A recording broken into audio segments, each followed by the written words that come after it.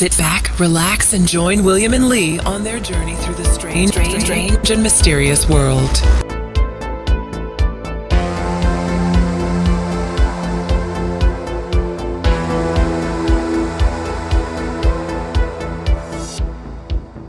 And good evening and welcome to Season 2, Episode 10 of Strange and Mysterious World. We're going to be chatting about the Jaeger bombs. Hey, Will, we're going to have some Jaeger bombs tonight. How's that for the viewers? Yeah, we're going to be talking about Yugas. Yugas, it's about sort of time measurement, Yugas. But I've heard a couple of stories about guys talking about Yugas, and some of them are saying it's like 263,000 years for one Yuga cycle. There's another guy that says, no, it's 7,000. It's a short, there's a short count and a long count. So obviously we'll chat to Bibhu now. But there's a short count and a long count. The short count is every 7,000 years is a Yuga. So I don't know who to believe in now, dude. So this is going to be quite interesting, I think, once we find out. Well, I mean, so I'll speak to you about it. So anyway, so this episode, we're talking about the Yuga shifts with Bibhu Dev Misra. He's written a book called Yuga Shift. And I've always been interested in the Yuga shifts because it's like the cyclical time of like how human consciousness and how we evolve on planet Earth, like through our consciousness, how we go through a dark age, like a golden age, a bronze age, a golden age, and an enlightened age. It's like, but anyway, people will all describe it in that. But what's also quite interesting is that he's figured out when the next Yuga shift is coming. Because like, as you, Lee, I've also been, when I researched or whenever I hear about the Yuga shifts or whatever, it's also, some people say it's 3,000 years, some people say it's 30,000 years. I thought it was related to the precession, the Earth's precession. Like I thought that might be a Yuga shift or whatever. And but anyway, so he's been researching it for many years, and he's kind of like because I thought it was an Indian like belief system, like a kind of a philosophy or belief system from India. Yeah. The Yugas, but apparently it was also studied by the Greeks, the Romans, the Mesopotamia, and he's been trying to put them all together to find out exactly what's going on and how they relate to each other. And also there's all this debate about, are we coming out of the Kali Yuga? Because the Kali Yuga is the dark ages, of consciousness, and that's why we're always fighting and killing each other and, all of this, and we're angry and fear-mongering. And so everybody thinks we're in a Kali Yuga, but then Sadhguru thinks that we're coming out of the Tetra Yuga, which is like, Kali Yuga is the dark ages, then it's the Dwapara Yuga, which is like a bronze age, and then the Treta, which is the silver age, and then the Sati, which is the golden age. So according to Sadhguru, we're coming out of which I respect Sadhguru as a great yogi, but he's on YouTube. I mean, I'm not accessible to every yogi in India because probably all of the really great ones are not even on YouTube. It's the only one I can access, and I really respect his work. But I'm not saying he's the know-it-all of all yogis. So, but he's quite knowledgeable, and I do believe he has certain kind of mystical kind of experiences and can access information that we can't as mortal human beings. But he says we're going into the Treta Yoga, which is the silver age, before the Sati Yuga, which is the golden age. So I want to speak to Bibhu about that and see what he says about that. And then also, what's also quite exciting is that, well, I don't know if it's exciting, but he says he knows when the Yuga shift is ending, and it's going to be a huge cataclysm that Edgar Cayce, which we've also discussed on the show quite a few times, the sleeping prophet, he predicted that it was going to be in 25 or something like that, and everyone thought it was it was going to be in the 1925. There was going to be a huge, I think it was 1925. But anyway, there was going to be a huge cataclysm for Edgar Cayce's thing, but he didn't actually say 1925. He just said 25. So Bibhu has, in his research, thinks it's going to be next year, March 2025. And he'll explain his whole theory or his findings or whatever you want to call it, his belief. So that's I'm really excited for it, man. We're going to hear when the world's going to end. and Well, and it's very soon, next year. Think about that. well, apparently, according to some of the research, the little that I have done, it talks about every cycle has different age limits to the people that live in that cycle. So at one of the cycles, I think it might be the golden age, people's ages are like thousands of years. And as it gets worse and worse and worse, so it drops further and further down to like where we currently are, the Kali Yuga, I think it is, where your age limit is between like 50 and 80 or something.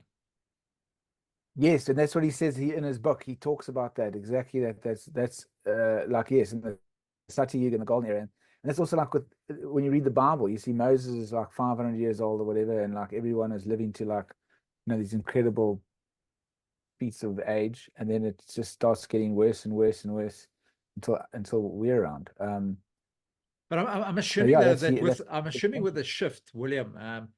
Look, in the current climate that we have, so the atmospheric conditions, the heat, the cold, obviously with the food that we eat, this all contributes to our age cycle.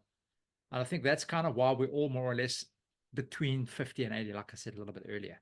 I'm assuming that then with every new age, with every yuga, something happens where it changes the atmosphere, changes the conditions that we live in to enable us to live longer.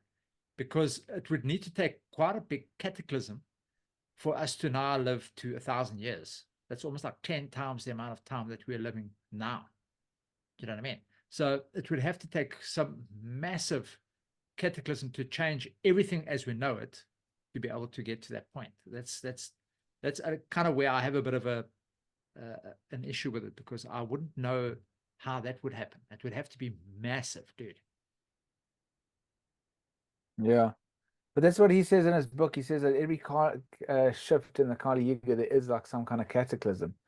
Because basically how it works, or in my understanding, I'll check what he says, but it's like how is that there's the great central sun of the Milky Way, and scientists say it's a black hole or sun, whatever you want to call it, and we are circling it in like a bit of an elliptical kind of circular fashion, and like when we get closer, when we get to the point where we're closest to the sun, the great central sun of the Milky Way or the black hole, that's when the enlightened age is. And then when it comes out on an elliptical form, and then the furthest away we are from it, that's the Kali Yuga. That takes however long, how many thousands of years it is to circulate around the whole Milky Way galaxy. And with that, because obviously whatever that sun or the black hole, whatever, has all that magnetic force or whatever on our planet, it can cause stress on the planets and have like tectonic shifts and cataclysms with volcanic eruptions and earthquakes and stuff like that, and a lot of global warming and global changes, climate changes and stuff. That could be a cataclysm that happens all the time whenever we go through one of these shifts. But anyway, sorry, I'm just waffling on. Bibhu's already, he's here. He wants to enter. Okay. Shall I enter? Yeah, Let him in. Yeah. There we go.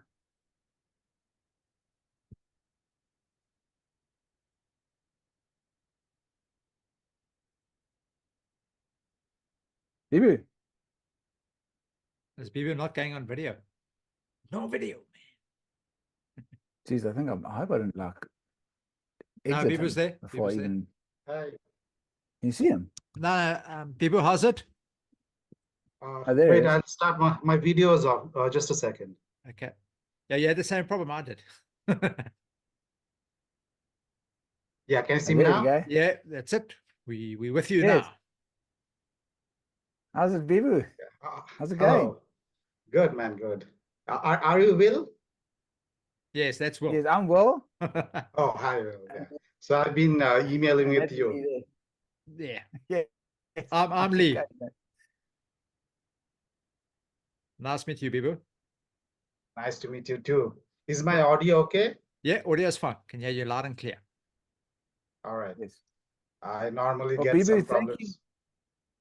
Oh no, that's yeah. But I think we've also got a bit of a lag on, I don't know, or something with one of our internet connections here. But let's see how it goes. All right. Yeah, But cool. I just want to thank you so much for coming on the show, Bibi. I'm a really fan of your work and everything you've done and your new book. And just thank you so much for coming on the show. We really appreciate it. Well, thanks a lot for inviting me. And have you read the book, or did you read some of the articles, or? Yes, and also the one with Edgar Casey is also the one that I'm very particularly interested in. So Okay. yeah, so let's just jump straight into it. So firstly, I mean, I try to give an intro in the beginning and and trying to explain like the Yuga shift and some of your principles in the book your book and that, but I think you're gonna obviously explain it a lot better. So firstly, what is your background and how did you get into this whole research of the Yuga shifts? Well, by profession, I'm an engineer and an MBA, and I was working as a technology consultant for a long time. But it was while I was working that I got interested in these ancient mysteries. I started reading a lot of books, and then I traveled to a few places. I went to Egypt and to Mexico. And then what happened is that I started noticing a lot of connections, the cultural and spiritual connections between India and the other cultures. So that's when I started getting interested. I started writing some articles on my blog. And then there was this whole excitement about the Mayan calendar ending in 2012. And that got me thinking into what does the Yuga cycle of India tell us about it. So that's what got me interested in the Yuga cycle. And then when I started exploring it in more detail, I noticed that there are a number of errors that have crept into the traditional texts in India. And some people have tried to correct it, but I didn't feel convinced by the corrections that have been done. And so I started my own research. And then in 2012, I came out with an article where I proposed a slightly different model. And I said that the Kali Yuga is ending in 2025. And that was still, 13 years in the distance, comfortably 13 years in the distance, and nothing to get worried about. But now it's 2024, which means the projected end of the Kali Yuga that I was talking about is right next year. So yeah, so after I wrote the article, what happened is a lot of people started contacting me. I received a lot of messages on my blog, a lot of emails, and I started doing a lot of additional research because I hadn't yet pieced together all the missing pieces of information. And so it took me a long time. I never thought that I'll be writing a book, but over a period of time, what happened is I got so much information, I realized that I can put it together in the form of a book, and that's what I did. And it came out last year, although I was hoping I could bring it out much earlier than that, but it took a lot of time to put together all the pieces. And so the book is out there now. It's called Yuga Shift, as you mentioned, and it's on Amazon, so anybody who's interested can get it there. Okay, and then Bibhu, if you could explain to the audience kind of what is a Yuga shift? What are we talking about? Because a little bit of research that I did earlier, I was chatting to Will just before you came on. There's a guy that I was listening to on YouTube. I can't remember his name, but he was talking about a long count and a short count. The long count is X amount of years. The short count was 7,000 years. So I couldn't really understand what he was saying about all that. So could you perhaps explain that? Yeah, see, the concept of the Yuga cycle was known to all the ancient cultures. The Greeks called it the Great Year or the Platonic Year, and the Hopi referred to it by the four worlds, the four previous worlds, and the Aztecs knew it as the four suns. So even the Egyptians knew about it because when the Egyptian priest of Sais, he was talking to Solon, who had gone to Egypt, he was talking about the same concept as the Yuga cycle. And the concept is that human civilizations does not go in a linear pattern from primitive cave dwellers to us. It actually moves in cycles.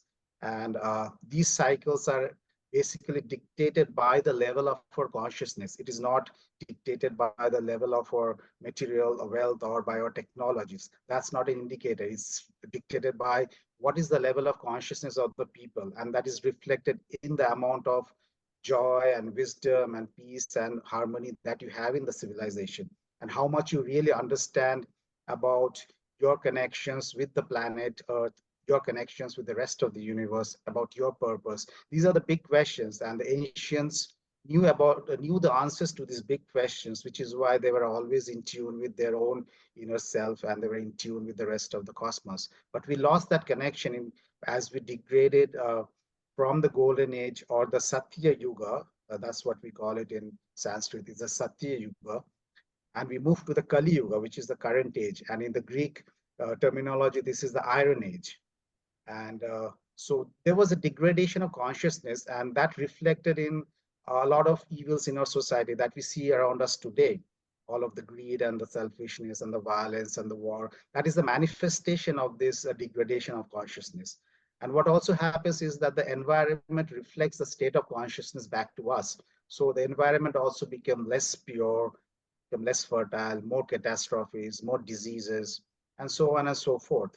So that's the whole concept of the Yuga cycle, that we move from a state of purity, from a state of elevated consciousness to a state of degraded consciousness, and the environment also degrades in tandem with our decline in our consciousness. And then there's a turnaround. So just as there's a gradual decline, there's also a gradual upswing. So we then gradually start moving back to the next golden age. It doesn't happen overnight because nothing happens overnight. Because in all the cycles of time that we see in nature, whether it's the cycle of day and night or the cycle of seasons, we'll see that the intensity of light, it gradually increases and gradually decreases so that it allows our body to get harmonized with the changes in the vibrations. And similarly, in the concept of the yugas also, we gradually degrade, and then we go on this upward cycle when once again the consciousness starts improving.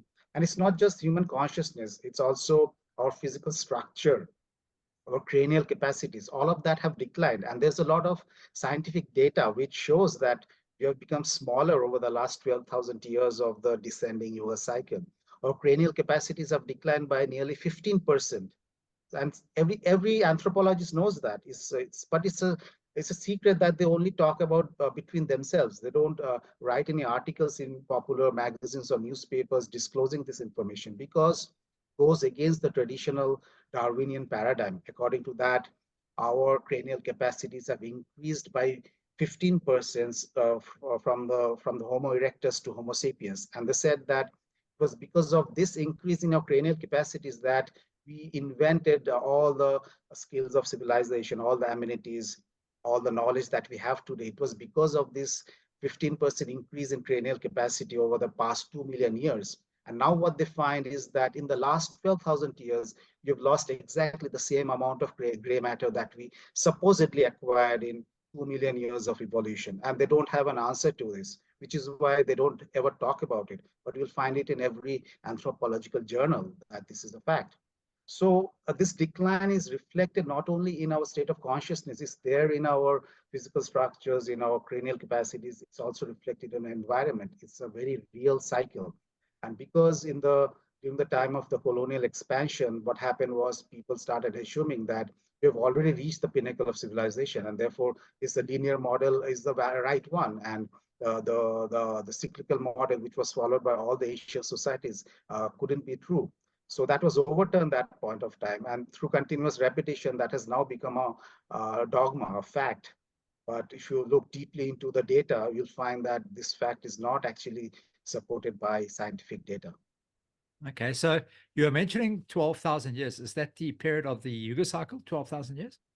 Yeah, there are two back-to-back cycles, a 12,000-year descending cycle and a 12,000-year ascending cycle, which adds up to a 24,000-year cycle. Okay. This is the model that a great Indian saint called Sri Yukteswar had proposed around in the 19th century.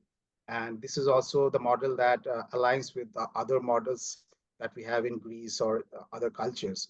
But there's a problem. There's also an astronomical cycle called the precession of the equinoxes. And what happens in the course of the precession of the equinoxes is that the position of the sun during the time of the spring equinox, which is currently in Pisces, it actually keeps shifting. So in another decade or maybe in 100 years, the position of the sun during the spring equinox will move to Aquarius. And in this manner, the position of the sun goes through all the 12 constellations in a period of 25,800 years, which was called the precession of the equinoxes. And all the ancient cultures knew about this cycle. And one of the main questions that I had when I had first written that article in 2012 is, why do we have this discrepancy of between the Yuga cycle of 24,000 years and the precession cycle of 25,800 years? So that was one of the big questions that I couldn't answer at that point of time. And then later I found out that these two half cycles, the descending cycle and the ascending cycle, they are separated by two long periods of transition, each of which is 1200 years. And the Greeks call this period of transitions as cataclysmus, which means deluge. So during one of these transitions, there's a big deluge. And they also called it the great winter of the great year, because that time you also have a period of freezing cold temperatures. And the other big transition they called as ekpyresis, which means burning or conflagration. So in this particular transition, the world is destroyed by fire, destroyed and renewed by fire. So one part is about ice and water. The second transition is about fire. So once you plug in these two missing pieces, then the duration of the entire cycle becomes exactly equal to the precession cycle of the Earth.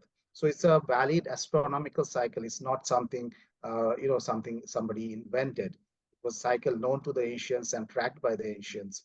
And so that's the model that I have in the book. Okay, so now let me ask you a question. So this is it's kind of making sense to me now, because obviously with our podcast, our previous podcast, we've been chatting a lot about certain things. So what we're saying is, we currently the Kali Yuga, if I'm correct, Bibhu? Yeah. So now so at the beginning of the Kali Yuga, we had an upsurge for the first, say, almost 13,400 years, roundabout. Then I'm assuming the great deluge or the great destruction that happened, or the great issue that happened on the world, was the Younger Dryas. That was the Ice Age that you're talking about, which is about 12,000 years ago, which is what I'm assuming. Then we started degrading. From the 12,000 years, we started degrading. And then we're coming now towards the end of the Kali Yuga, which that means that which you will tell us now when that's going to happen. But then from there, it's going to be an uptake again. But you're saying this is going to be by fire now. Yeah, first there's a period of transition when the world is destroyed and renewed. Yeah. And then there's a small, then we start the ascent to the next golden age. So at the end of each of these half cycles, there's a renewal, destruction and renewal of civilization. And this is something that all the ancient cultures believed in. And so we are now heading towards that period of destruction and renewal of civilization by fire. Okay. And when do you think that is? Where do you say that is, people? Well, the Kali Yuga is ending in 2025, Okay. and the period of transition that follows is a long one of 1200 years. And so throughout this period, you're going to experience a lot of meteor and comet activity, because that's what happened last time around. And that stream of meteors and comets are going to come back again, because it's a cycle. And so you're going to have a lot of meteor and comet activity, which is going to purify, because meteor and comet activities, they purify through destruction. So when you destroy something through fire, what happens is that you're automatically purifying the environment. And we know that we have really degraded our environment with so much toxic pollution generated over the last few hundred years. So that will take a lot of time to clean up. So that's the period when you clean up the environment. But there's another component to it, and that is the purification of the consciousness, or the purification of the soul. And we also know that there's a lot of evil in the world right now. So what all the ancient texts tell us is that when the Yuga cycle comes to an end, then there's the emergence of avatar, or a savior, or a messiah, who comes and who kills the evil people, and then he reestablishes the dharma, or the righteous code, which people then start following. For instance, in the Bible, they talk about the messiah coming and setting up a kingdom of God on earth for 1,000 years. And in the Kala Chakra Tantra, which is the Tibetan sacred text, they say that when Rudra Chakran comes back to the world, he's going to destroy all the barbarians in a battle, and he's going to set up a kingdom of peace for 1,000 years. So in both cases, you have this reference to 1,000 years. And this 1,000 years is what is the period that I'm calling as ekpyresis, the purification by fire. Although this is going to be a time when the planet is cleansed and renewed, but it's also going to be a time when a lot of divine energies come into this planet, very, very powerful divine energies come into the planet. So the, the, the mind and the soul will be uplifted, and people will lead a much better existence, almost an utopian existence, even though there's a lot of destruction. Because uh, when you are at a higher state of consciousness, you understand why that cleansing is happening, and where you need to go and where you need to move and how you need to live. So you are not really bothered about that.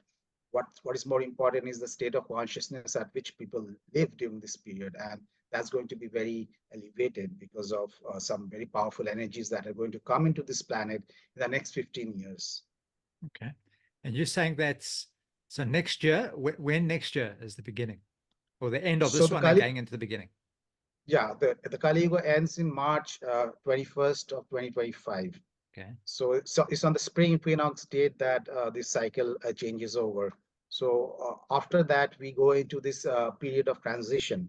And my research tells me that in a span of 15 years, between 2025 to 2040, our civilization is very likely to collapse due to combination of wars. Because typically what happens during Yuga ending period is that uh, there's a lot of violence, a lot of war, and we've seen that from our ancient texts, which tell us that every time we go from one age to another age, one yuga to another yuga, there's always a big war and a lot of death and fighting.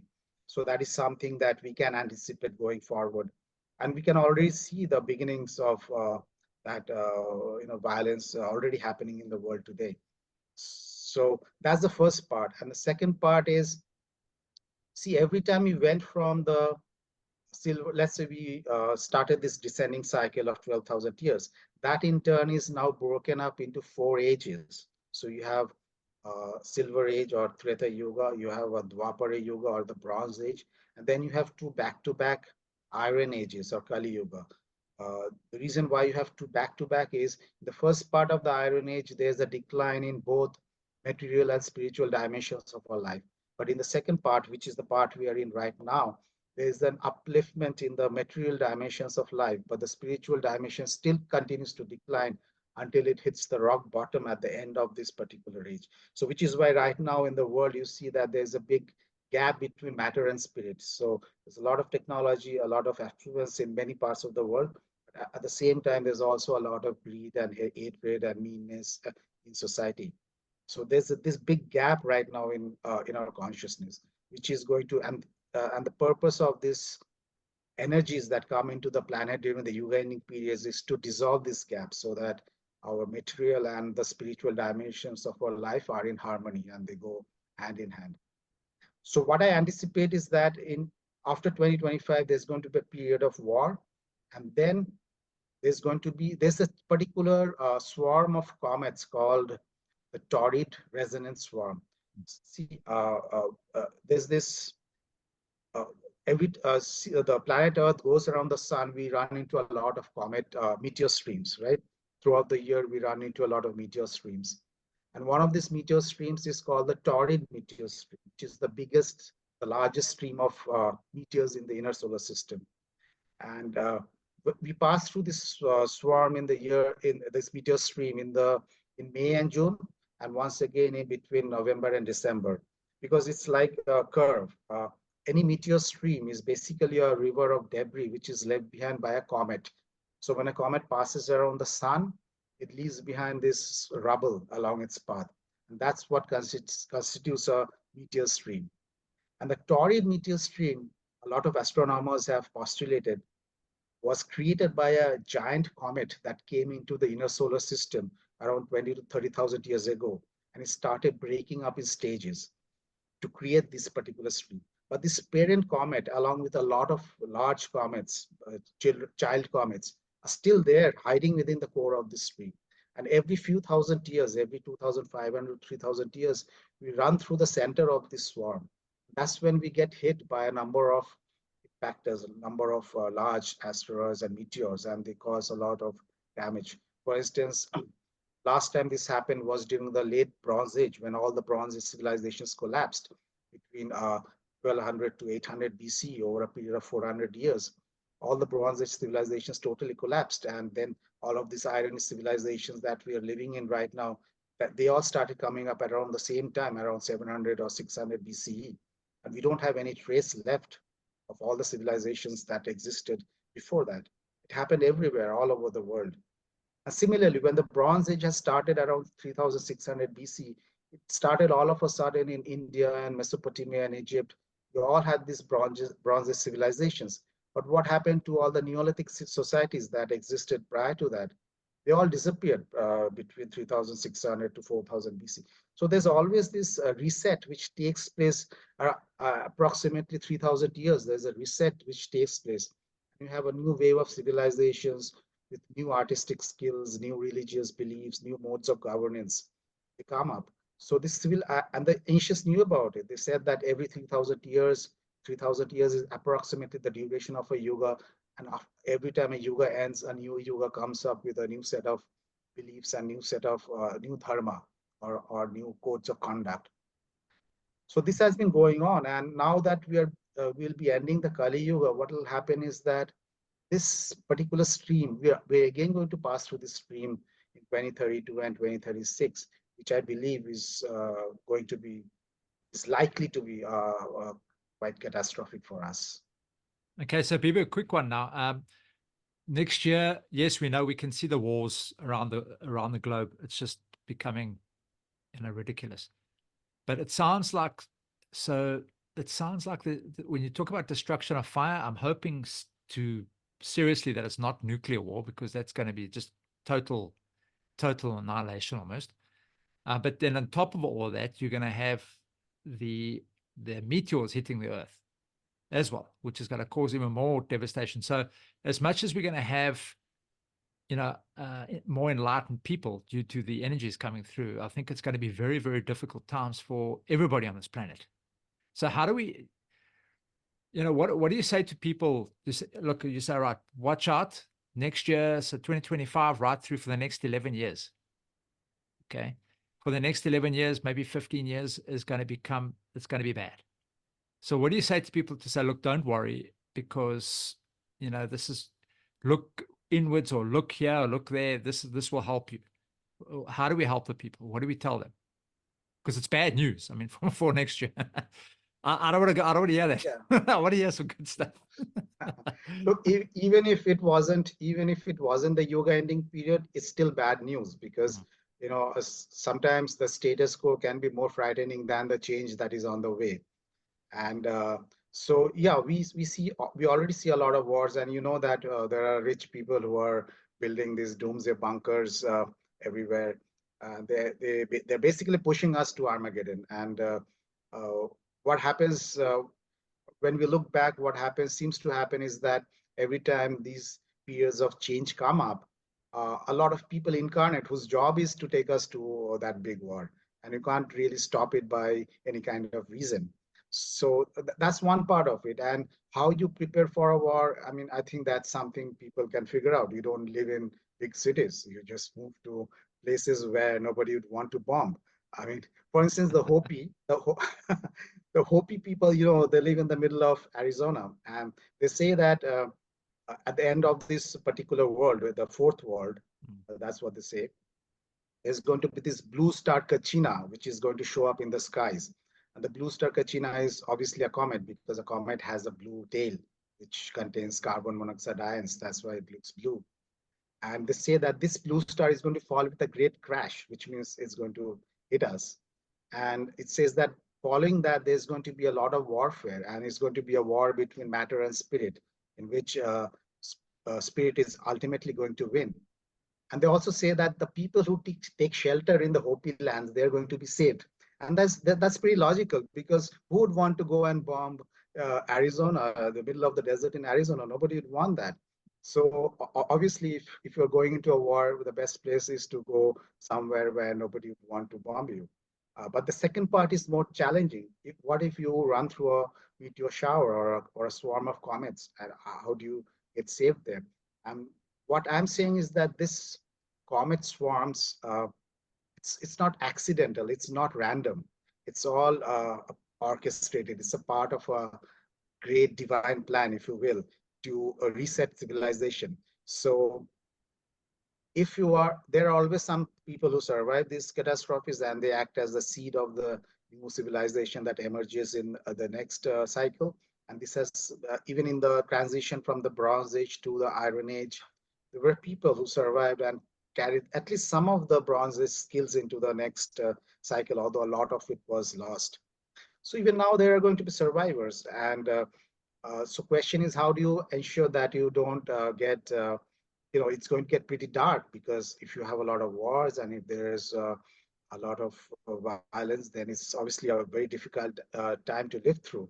So you need to turn inward. You need to basically disconnect or detach yourself from the decaying energies of the Kali Yuga. And the energies of the Kali Yuga are about more materialism. It's about more selfishness, more hatred. So you have to bring that down. You need to look into your own inner self and figure out, do I have that within me? Because if you start weeding out any kind of greed or selfishness or hatred from within your own consciousness, then you're automatically making yourself eligible for the next cycle. And what the Hopi say is that uh, every time a particular civilization ends, some of the righteous people are directed to safe locations underground. Uh, what that basically means is that people get messages from some sources or from by some means by which they're guided to safe locations, whether it's underground or whether it's some other place. I can't say right now, but those who are uh, I think those who are tuning out of the energies of the Kali Yuga and tuning into the energies of the Yuga that is on the way, which is of love and oneness and harmony and peace. I think they will not only be able to see through what's happening and thereby prepare themselves mentally for the tough conditions that are on the way, but they will also give themselves a chance of surviving through this catastrophe and emerging on the other side of this narrow bottleneck that humanity is likely to pass through in the next 15 odd years. So I think it's a choice that we have to make as people, whether we want to keep getting entangled in this Kali Yuga energies, or do you want to come out of the Kali Yuga energies and align with the energies of the Yuga that is on the way, that is already coming into our planet right now, and it's going to get more and more intense as time goes on. Okay, then sorry. Let me. Well, sorry, I'm taking up all the time. You're asking questions. Sorry, but No, you're asking all the questions. You're asking all the questions I was going to ask anyway. So no, it's cool. great. All right. So I wanted to ask you something about. I'm not sure what your thoughts are on extraterrestrial beings. You know, if you believe that perhaps these guys and girls exist, do you think these extraterrestrials would assist us when it's coming to, like you're saying, the going underground? We've heard a lot of stories about certain extraterrestrial beings living underground. We've heard certain extraterrestrials living in the water. Now, obviously, under the water, you'd be pretty safe from most of your meteors and stuff that are hitting the Earth, because I mean, that'd be, unless it was massive. Do you think these guys, if you believe in it, do you think these guys would assist us if we, at that certain vibration, at that certain level, they would take those people down? Yes, I think so, because you answer that. So Lee, my computer's cut off for like 10 minutes just before that. Have you got all of that? Yeah, I've got all of it. I think your connection is bad. I think your connection is bad on your side. Yeah. So I'm cut out. So as long as you got it. Okay. So I've missed quite a bit. But anyway. Yeah. Sorry, Bibhu, you can answer now. Yeah. See, I mean, when you talk about extraterrestrials, we are probably talking about subterrestrials, people who live underground, rather than people who are coming from some other part of the uh, cosmos. Because so many UFOs have been seen coming out of waters and going inside waters. And also, when I look at a lot of these Indian texts which talk about vimanas, which are nothing but UFOs in the ancient times, they say that these vimanas are regulated by beings who live underground in a place called Patala. Patala means place which is underground. So these vimanas are regulated by underworld beings. And we know from our mythological texts that there's so many kinds of underworld beings. That you have these dwarfs or the gnomes, you have the elves, and you have fairies, and so many other kind of beings. And when you look at some of the UFO reports, especially the early ones, they talk about dwarf beings with large eyes. So, which kind of reminds me of the gnomes that we hear in our mythologies, which means that they could be playing a role in this whole UFO story. And the Hopi people, what they say is that every time one of their world ends, the ant people, they take them underground. And when they talk about the ant people, they're actually talking of the dwarfs, because the Maya, they refer to their dwarfs using the same term, which is ant people. You know that they are the dwarfs of European mythology, and they are the dwarfs of Indian mythology as well. We call them yakshas in India. Yeah, So those are And the these greys also you're the guys, talking Greys, about, eh? The greys, yeah. the Greys look just like ants. The Yeah. Greys look just like ants. yeah, So I'm glad you're not saying Greys, because it makes you sound more credible. Because if we said Greys, like Yeah, we can. we just sound like a bunch of we sound like nut. We can, because we like got a nutty show. But like, I love it when people don't use the words Greys, because then they sound more credible. That's great. No, but I think Bibhu is correct, because if you go back into the Celtic beliefs, and this is going back thousands of years ago, the whole exactly what it's saying, the fairies. If you go into Scotland and Ireland now, and you go and speak to people about fairy folk and these beings that live at certain stone circles and certain things, this is old. This is not something new, and it's exactly as you said. These beings have been around us and are underground have been with us probably since the beginning. yeah. And it's across the world. It's not just the Celtic people or just the Hopi people or the Maya people or India. It's everywhere. You have the same belief system that there's this race of people who live underground, and they used to help humans in the earlier ages, and they used to be worshipped. For instance, the Maya used to really revere their dwarfs, and they used to come to the Maya. There are depictions of Maya kings sitting with their dwarf advisors, and they apparently were very good scribes, and they invented the Maya glyphs, the Maya writing system, and they could see into the future. And a lot of these Maya books of prophecies, like the book of Chilambalam, they were supposedly composed by these dwarfs. And I suspect that the reason why the Maya suddenly disappeared is probably because the dwarfs told them something about their own civilization coming to an end, which is why they ran off to the forest even before the Spanish could get there. So yeah, in India we have the yakshas, and people used to set up shrines under the trees to pray to them for fertility and for prosperity. They're mainly they mainly help you if you're infertile, or if you're not growing enough crops. They do something to the fields which make the crops grow. So they used to be worshipped, but then around 1500 years ago or 2000 years ago, we started losing the contact with these beings, and then they slowly drifted into myths and legends.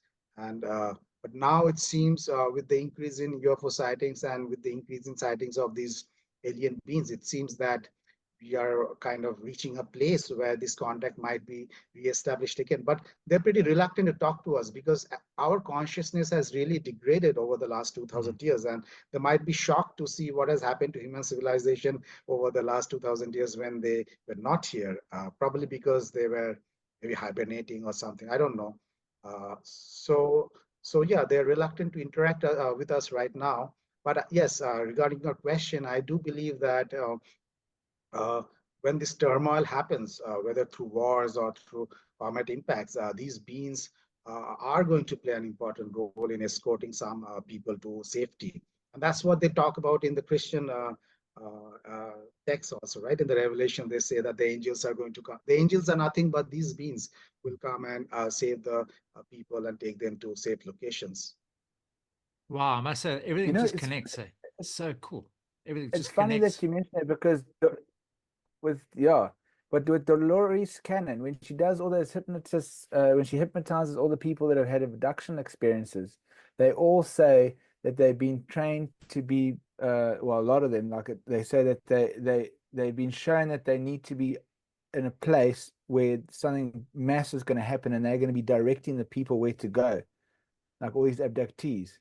and that like makes sense that maybe these people like all the abductions or whatever that they've planted some kind of memory in their head, like if this happens, then you're going to be the one that's going to show them where the ships are, where to go hiding underground, and now that you mention all of this stuff, maybe that's just what's going to happen. So that's just very fascinating. Yeah, and they seem to be some kind of scientists. They seem to be some kind of subterrestrial scientists, because they're always seen collecting samples from they collect samples of the soil or the stones or vegetation. And when they sometimes they take samples of your blood as well. When the abduction happens, they kind of prick you with different kind of injections, and they sample your blood. So they keep on doing some kind of studies about the state of health of our planet and our physiological health as well. I don't know what kind of studies they're doing, but they seem to be keeping tabs on our planetary health. Well, I'm assuming perhaps then maybe And they are. this is Sorry. I was reading. No, sorry, people, Karen. Yeah, I was reading this book about UFOs, and this lady, she was interviewing some Native Americans in living in in Mesoamerica. And a lot of these people say that they have received prophecies from them. They have said that our world is going to go into a very difficult phase very soon, and that we need to transform ourselves and transform our ways. And so they have left some very difficult prophecies for the time to come, which kind of agrees with my own research about the Yuga ending time that we're going into. Okay, it's a bit scary, the coming, but it sounds interesting. I think this is going to be a period, as much as it's going to be a fearful thing. I think it's going to be a very interesting period, especially if all this other stuff starts happening. It would be something to witness. Exactly. I mean, I think when people, when I read the ancient texts of India, when people were moving in the descending cycle, and they were going from, let's say, the Silver Age to the Bronze Age, or from the Bronze Age to the Iron Age, they were really worried, because they were thinking that what's going to happen to our world? All our virtues would be lost, and it's going to be such a dark place. And now that we are going to come out of the Kali Yuga, it doesn't make any sense to be worried. I mean, we should be happy that the dark energies are going to go, and very soon we are going to move into a world which is going to be dramatically different in terms of our virtues and our energies. But we need to go through that difficult period, and uh, I think every person understands that none of us are immortal. Although we get plenty of chances to reincarnate and learn our life lessons, we're not immortal. What is more important is to understand that we're going to go through a period of great learning and great revelation. Uh, you're going to see things happen which haven't happened in the last 12,000 years. You're going to experience energies that you haven't experienced in the last 8,000 years. And that's a big deal, to see things that you haven't seen before, to experience energies that you haven't experienced before, to see all of this evil that is, permeating our planet at this point, to see that get wiped out. I think that's a big experience that you should look forward to. And all of us who have incarnated on this planet at this time, I think many of us, I think, are already geared for this challenge. We know what lies ahead, and we should look forward positively and not get scared by what's going to happen. It's so funny, Bibu, that you mentioned that, because I'm actually making a documentary at the moment, and I was speaking to a hypnotist, a past life regression hypnotist, and she said to me that that's why a lot of souls are reincarnating at this specific time. That's why we've got such a large population, and that's why it's because all these souls have come to witness something that is massive that's going to happen, and they've all been reincarnated to witness this, and that's why there's all these reincarnations right now. And well, sorry, not reincarnated, like so many incarnations on this at this time. Absolutely, I think so, because uh, what happens, a lot of us have had incarnations in the higher yugas, and a lot of us know or can feel that something big is happening. At the same time, a lot of evil people have also reincarnated at this time, and their job is to take us to that end time scenario. So everybody has a role to play, and I think it's great time to be born in, because as I said, it's going to be an experience that You can't purchase with money. This is not something you can watch in a movie theater, because you'll be part of that whole theater yourself. And which is why it's also important to talk about it, so that people lose their fear. The more you talk about it and more you understand what we are going into, you kind of lose your fear and you make yourself open to the possibilities that are opening up. Yeah, that's I awesome. agree with you completely. And like the thing is, I mean, as exciting as I think it is to see something so epic like that, and also be obviously terrifying, and I feel sometimes I'm okay with it, but but obviously I say that until it actually happens, and I'm like, oh my God, I wish it's not happening. But when I think about my daughter, that's when it scares me, because I don't want to see my daughter, like if that's going to happen, and I see how scared she's going to be, and like how terrified, and how to, I mean, that's what scares me, because like I don't know how I'm going to like react to that. That's terrifying. Well, now you need to prepare. You got just less than a year, but prepare her, get strong. Get to the Hopis. Well, Gonna, yeah, I have a it'll be cheaper I have to a fly 12 to the Hopis than build a bunker, I'm sure. Yeah, I don't know. It might be comparable because the way the flight fares are increasing these days. Uh, I heard I heard that you might get a good bunker for $250,000. So yeah, That's out of my price still more. range. Yeah, that's quite a lot. Jesus. Yeah, I think I'll be Maybe we staying can at all home. chip But in. Why don't me, you, we chip in and we get one all together? we Oh, charter a ship out to the ocean. we just need to flag down those UFOs. I mean, that's Yeah. our best option. Just a Yeah, quick question. I've got a last one from my side before I'm done. I'm just going to head back a little bit. The pyramids and all the pyramidal structures around the globe. It's always been my assumption that these came prior to 12,000 BC. So I've always thought that these were perhaps built by an intelligence that were beyond what we are currently.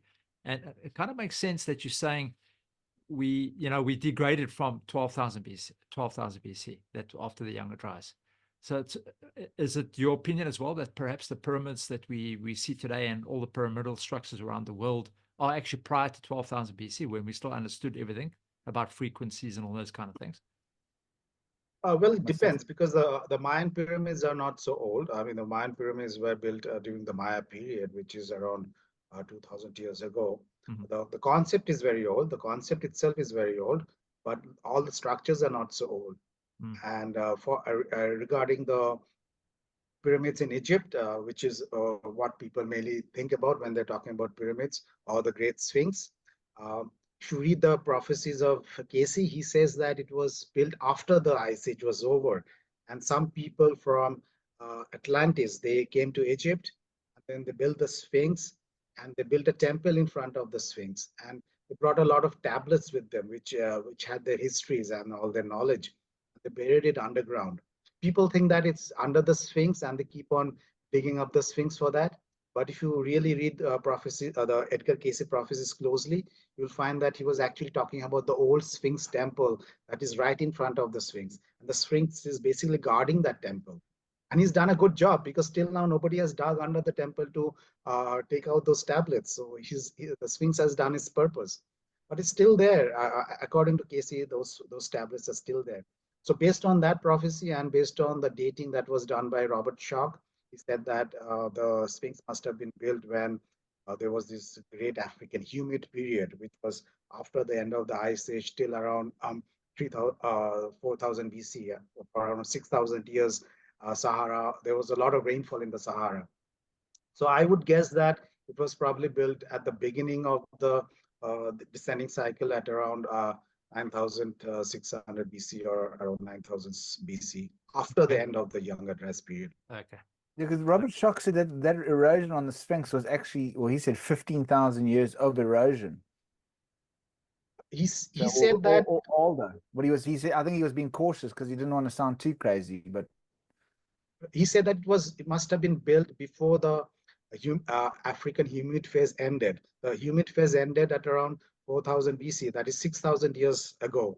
And he said that it must have been built at least 7,000 years ago or more. And then later he said that it was probably built at around 10,000 BC. So initially he said 7,000, sorry, he initially said 7,000 years ago, and then he said 12,000 years ago. But nobody knows the actual exact date because it's Yeah. a approximation. I mean, it could be any time in that time frame. So, which is why I brought up Casey, because he at least gives us something specific that was after the end of Atlantis that people came here and buried the tablets, which means it was probably after the end of the Younger Dryas and maybe at the beginning of the current descending cycle. Okay, awesome. Okay, and also talking about Edgar Casey, sorry, because I got cut off for so many times during this interview. I actually don't know how much I missed, but I'm gonna have to listen to Lee's one when we finish. But Edgar Casey's prophecy about the end of the world of 2025. Yeah, Casey did a prophecy that it's going to be in 36. He said that in 36, the Messiah is going to come and we are going to see his light in the sky. And he said that at least on three separate occasions.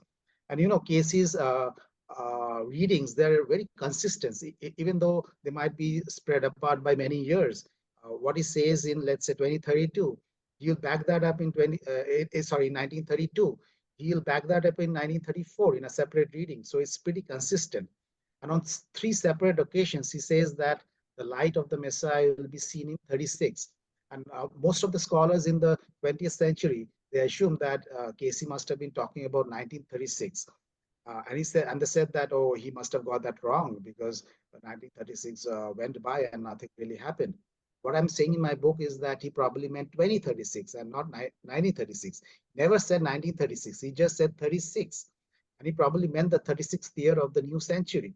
And 36 really matches up with my analysis because we passed through this torrid swarm, through the center of this swarm in the years 2032 and 2036, which is why I believe these are the two crucial years when it comes to um, comet and meteor impacts. And if you look at the uh, description of Christ on a horse with a sword coming out of his mouth, or the description of Kalki avatar of Hinduism, who comes riding on a horse holding a sword, that actually describes a comet because a comet has two tails. One is a curvy white tail, which kind of looks like a horse, which is why there's a kind of comet which is described as a horse comet because it actually looks like a horse. And the sword is the other tail of the comet, which is the long, straight blue tail that you have. And that tail is often described as a sword. A lot of cultures describe comets as swords, as the sword of God with which he cleans away evil. So the horse and the sword, they're both descriptions of comets. So which is why I believe that this whole idea of a man riding a horse carrying a sword is actually talking about the activation of a very powerful comet within the torrid swarm, which is going to hit us either in 2032 or in 2036. And that is the same thing that Casey was also talking about, because he also says that in 2036, our planet is going to be impacted by an outside force, which is going to disturb it in its orbit. And then the sun is going to be darkened and the earth is going to break up in many places. These are all descriptions of a cometary apocalypse because it's a comet that hits you from outside in your orbit. And the comet dust darkens the sky, and if it hits the earth, then it breaks up the continental shelves. So Casey was basically telling us of a cometary impact in 2036, and that's basically the key date in my book as well. Although we do pass through the swarm in 2032, I believe in 2032 we'll probably face some of the smaller blocks of stone, something to tell us that things are changing. It basically gives us another 4 years to kind of change our ways and to make ourselves more in tune with what's going to come. And in 2036, it is probably going to be like the D-Day, that when this big powerful comet comes and changes everything on the planet. Okay. Yeah, Wow, she's it is terrifying. Thanks, Bibhu. You've just ruined our evening. And you can imagine the kind of energies that comet is going to bring. I mean, we've never seen a comet come very close to the Earth. If you can imagine a big, powerful comet coming into our atmosphere, the energies from that comet is just going to be mind blowing. And what the prophecy says that if you have already made yourself pure, if you've already purified your mind, then you'll be able to deal with those energies. But if you haven't, then it's going to be extremely difficult for you to survive through this period. So I was talking about the new energies coming in. That's one of the new energies that's likely to come in the next 15 years. Bibhu, sorry, man. Last one from my side. What do you think of this planet X, this planet that's hiding behind Pluto? What do you think the story is there?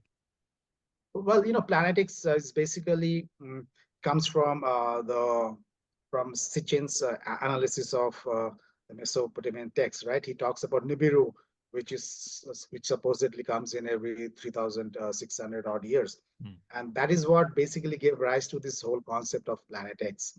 There's something beyond the orbit of Pluto, which seems to be kind of disturbing the orbits of there. I don't know if there's a Planet X or not, but I think uh, the Mesopotamians were talking of Nibiru, Nibiru basically refers to Marduk, who was the king of the gods.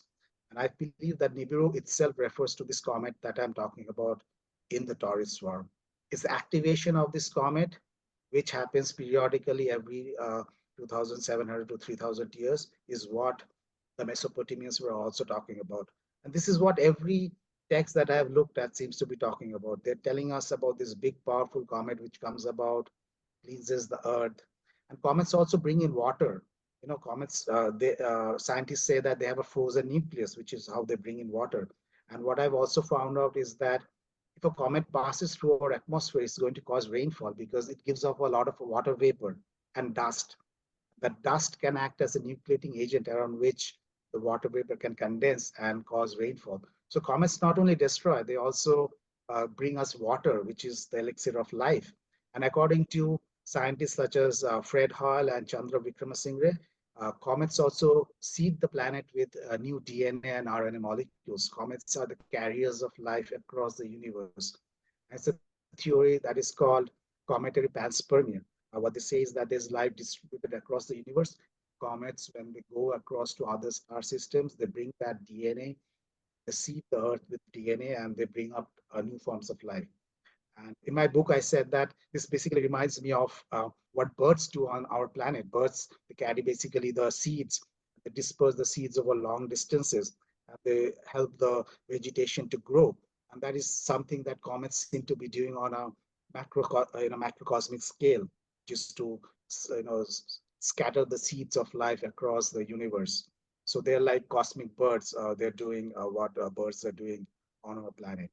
Awesome analogy. So Awesome. yeah, that's very good. That's awesome. But do you think that the big flood in the biblical times is that from the comet? Yeah, that happened in that Younger Dryas period. We have a text here in India which talks about a swarm of 26 comets that hit us repeatedly over that 1,200-year period of Younger Dryas. And this text also says that the second comet in that swarm caused the flood. And then I read some biblical texts, and it seems that a lot of the biblical scholars, they believe that the flood was caused by a comet. And now I know that how it can happen, because if a comet goes through our atmosphere, it generates so much clouds, it generates so much of rainfall that it can easily cause a flood. And again, if you read the text, they tell us that the flood was caused by rainfall. It wasn't really a tsunami or something like that. It was basically intense rainfall over a long period of time that caused the flood. And that kind of rainfall can be caused by a giant comet moving through our atmosphere. And there's also a geological evidence for that, because it seems that in the Younger Dryas period, there was a lot of rainfall, which shouldn't have happened, because in the Younger Dryas period, the glaciers were advancing. Sea level was also rising. So the groundwater should have gone down. And instead, what they find is that the groundwater was spilling over during the Younger Dryas period. And in many places, there were marshes. And that's very odd. You shouldn't have had groundwater spilling over. The only way that can be explained is if a large comet came into the solar system and came close to the Earth, and they basically deluged us with a huge amount of water, which caused the water levels to increase. Which is why all of these land masses that used to exist earlier in the golden age, they're all below water now. We have excess water on our planet for the last 12,000 years. Awesome. Wow. Yeah. Fascinating, Bibhu. I must say, it's been absolutely such a pleasure speaking to you. I mean, it's just the amount of knowledge that comes out of you. It's just like that amount of water, that excess water we have on Earth. It's just comes springing out of that spring. It's amazing. Thank you so much, Bibhu. That was an amazing interview. Thank you. Thank you. Thanks. It was nice to be here and talking to you. And those were pretty good questions. And I hope that your listeners enjoy listening to it. Well, thanks, Bibhu. Yes. Yeah, much appreciated for your time, man. Thank you.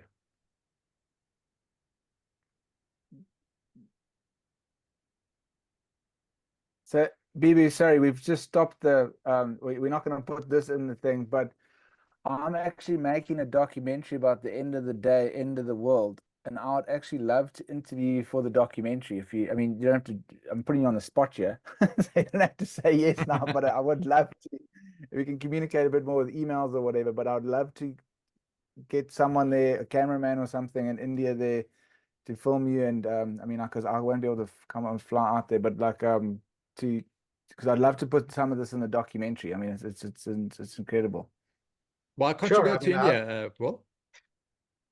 Well, yeah, it's maybe I not a big can. flight. Yeah, Yeah, go for a Oh. week or so.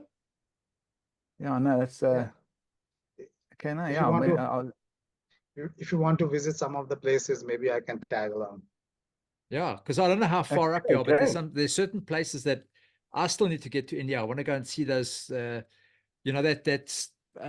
rock formation that's been turned into a temple that's been Yeah, cut out of the Ellora. rock. Yeah, I would love to Ellora. see that. And then there's those ones inside the cave, the caves on the side of the mountain. Yeah, That's beautiful. Ajanta. Yeah, I'd love Yeah. to see those things. But you should, Will. I mean, that's a good thing. But Yeah, no, I mean, I'm just talking about it. Yeah, I mean, because I've been working on it for a while now, and I've been, I've been talking to a lot of scholars of like priests, imams, rabbis of all the biblical texts and stuff of like what what it says in the text of when the time, end times, and that, and then obviously I've also been doing a little bit of the Planet X stuff and that, but I think this is going to be. This is like top-notch stuff for it. So I think this, I would love to come and interview you. Sure. I'm available whenever you decide to come here. Okay, Or, or we could just do it on Zoom if that's easier. Yeah, I mean, the thing is, I just wanted the quality to be a bit better than Zoom. Better I mean, than, yeah, right. I'll figure it out. Let me see how much it's going to cost to come there. Otherwise, I can find somebody. Anyway, we'll figure it. I'll figure it out, and I'll let you know soon. Sure. yeah, awesome. But thanks, Bibhu. Thanks, Bibhu. Thank you. Cool, man. Okay, Thanks. have a good evening. Cheers, you too. man. Bye. Okay, bye. And there's a final match coming up between India and South Africa tomorrow, so don't miss it. South Africa. okay. Great. No, knowing us, we win every single match except for the last one. Yeah, awesome. Thanks. Okay. All right, bye. Thank you. Bye-bye. Cheers, man. Bye. Yeah, Wow, that was incredible. Lee, yeah. what Dude, an amazing interview. But I the mean, I'm thing is, terrified. but you know, the thing is, no, I'm actually not. I'm actually looking forward to this, dude. So it might sound a bit dark, but everything that is, we from the beginning of from season 1, we've mentioned certain things, and you know what? He's actually put everything into context. Yeah, no, Everything in in all our podcasts that we've done from day one, from the Atlantis to, whatever. Even when we spoke to Bart, Yeah. with his stuff, it's all put into No, context. I think Bibhu's figured it all out. We've done it. We can just shut the show down. Yeah, shut the show down. We Done, man. figured it all out. We just clamber in and just wait for the end, man. Yeah, no. I think we'll be podcasting right to the end. Yeah, As this going, we'll be saying, live we stream. told you guys about the meteors that are coming, and yeah, they are. And we'll live stream it and broadcast the meteor just hitting the ground there. Yeah. But even Revelation talks about the stars falling from the sky, so that would obviously be Yeah. yeah. I was Of actually course. listening last Yeah. night. I was actually laughing. I was listening last night to, I can't remember, it was a YouTube channel that had a priest on and another guy, heavy Christian guys, and everything they talk about is heavy biblical related, but they're like flat earthers, but they believe the earth is flat. They The believe the biblical sun, flat- they believe the sun is like just above the dome that we're living in. I'm just thinking, God, I can't actually believe, because, but they're relating everything to the Bible. They're commenting everything to say, but the Bible says this, the Bible says that, and that the stars are actually connected to the dome. So I'm just thinking, dude, anyway, I was laughing. But anyway, so let's see what's coming. That's going to Yeah. be, I think, as we living in great times, dude. Yeah, I mean, it is, as I said earlier, like it is exciting, but actually, I know when it's going to happen, it's going to be fucking scary. But just prepare yourself, man. As he says, increase your vibration, which is exactly all the podcasts we've been talking about now, with Anthea, with everybody, Sharon, all the guys that we've been talking to have all said, raise your vibrations, increase your vibrations, get to that level where you can start communicating with the other side, if you want to call it that, with your astral realms. Get there, get to those places. Yeah. Because Bibhu's now just You said know where the to same stand. thing. Yeah, we need to start increasing our Yeah. vibration. So you know where to stand so the meteor doesn't hit you. So you can like Exactly. predict the future. Like, Shift I'll be into the other here. dimension. Yeah. Hey, awesome, man. But anyway, But that was a great show. I really enjoyed that, Lee. Actually, I can't wait for this one to come out. This is yeah, this is Yeah. great. Yeah, well, thanks a lot again for, I'm always saying it every week, but thanks for your time. Again, thanks. I hope people enjoyed this one. I hope the guys that are following us will be with us to witness these events. I really look forward to it, and I look forward to chatting to you guys next week. Thanks, everybody. Cheers. See you soon.